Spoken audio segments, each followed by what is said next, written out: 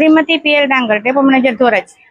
જે નવું bus stand બનાવવામાં આવે, નિર્માણ કરવામાં આવે છે, અત્યારે જે પેસેન્જર વધી રહ્યા છે, પેસેન્જર માટે કોઈ જાતની વ્યવસ્થા કરવામાં નથી. તમારા તરફ શું વ્યવસ્થા?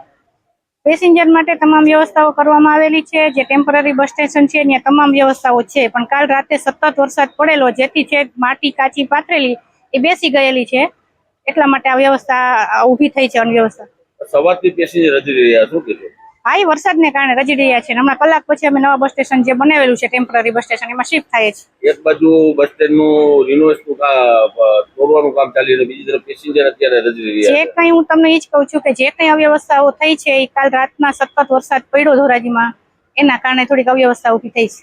અડવી મિત્તલ, હું જામકરણાથી અપડાઉન કરું છું અને આ ધોરાજી બસ સ્ટોપ ઉપર કામ ચાલી રહ્યું છે અને આ લોકોએ બેસવાની કે કાંઈ પાણીની વ્યવસ્થા નથી કરેલી, તો અમારે કરવું શું? અમે સ્ટુડન્ટ અપડાઉન કરી અમે સવારના હેરાન થાય છે. અહીંયા તો ટાઈમે સ્કૂલ નથી પહોંચતું, શું કહેશો? અમે કોલેજ કરીએ, પણ અમે કોલેજ ટાઈમ